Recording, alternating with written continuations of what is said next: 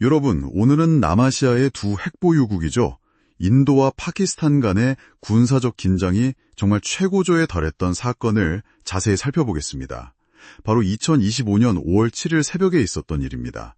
인도가 파키스탄 영토 내 목표물에 미사일 공격을 한 사건인데요. 네, 이게 수십 년 동안 계속된 카슈미르 분쟁의 연장선상에서 벌어진 일입니다. 단순히 두 나라만의 문제가 아니라 그 파장이 지역 전체, 또 국제사회까지 미쳤던 아주 중요한 사건이었죠. 네, 그래서 오늘 저희가 이 사건의 배경부터 전개 과정, 또 각국의 입장은 어땠는지 좀 객관적으로 한번 파헤쳐 보려고 합니다. 맞습니다. 이 사건이 왜 중요하고 또 우리에게 시사하는 바는 무엇인지 같이 좀 깊이 들어가 보시죠. 우선 사건의 발단부터 짚어봐야 할 것 같아요.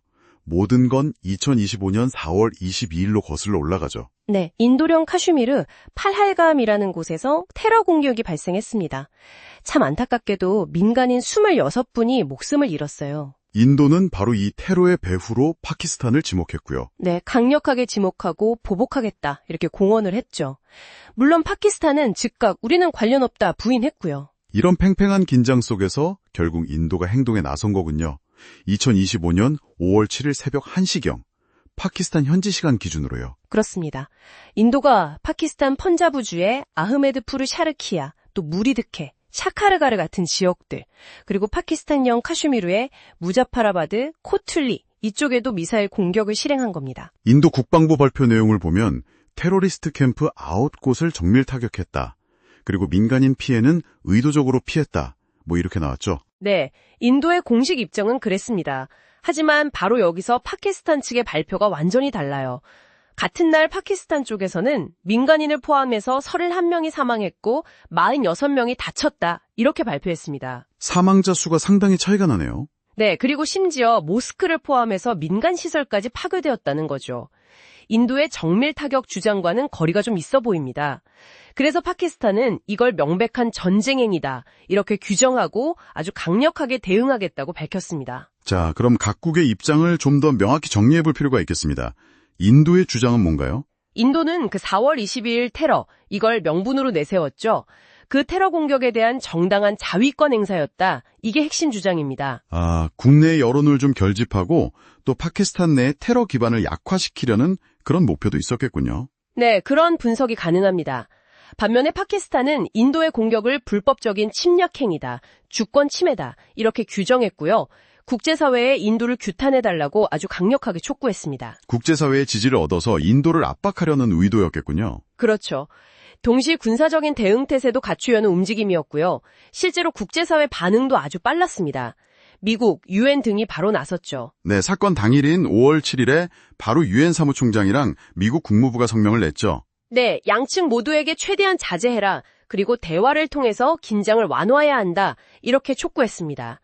특히 미국 같은 경우는 파키스탄을 향해서 테러단체 문제 해결에 좀 더 노력하라. 이런 압박도 같이 했고요. 국제사회의 이런 움직임 외에 당시 언론이나 대중들의 반응은 어땠습니까? 굉장히 뜨거웠을 것 같은데요. 정말 뜨거웠습니다. AP통신 같은 주요 외신들은 그래도 양측 입장과 국제사회 반응을 좀 균형 있게 다루려고 애썼어요. 근데 CNN 같은 일부 언론은 핵 보유국 간의 전면전 가능성까지 언급하면서 이거 빨리 중재해야 한다 이런 목소리를 높였죠. 소셜미디어는 더 심했겠네요. 네, 특히 X, 구 트위터죠. 5월 6일에서 7일 그 사이를 보면 정말 극명하게 갈렸습니다. 인도 사용자들은 정의로운 응징이다, 잘했다 이런 분위기였고 파키스탄 사용자들은 인도를 침략자라고 맹비난하고요.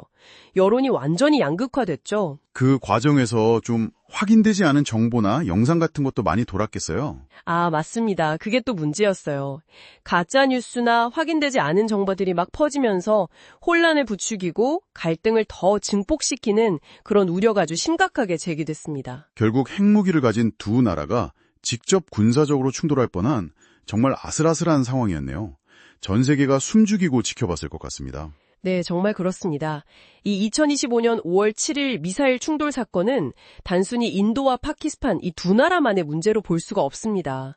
자칫 잘못하면 핵전쟁으로까지 번질 수 있는 그런 잠재적 위용을 안고 있었던 아주 심각한 국제적 위기였던 거죠. 네, 카슈미르를 둘러싼 오래된 갈등, 또 테러리즘 문제가 이렇게 순식간에 세계 평화를 위협할 수 있다는 걸 보여준 사례네요. 맞습니다.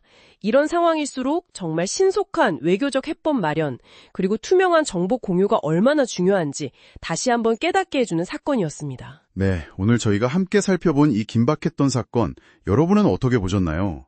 이렇게 첨예하게 대립하는 주장들 속에서 객관적인 사실을 파악하고 또 다양한 관점을 균형 있게 이해하는 것, 이것이 얼마나 중요한지 생각해보는 계기가 되셨으면 합니다.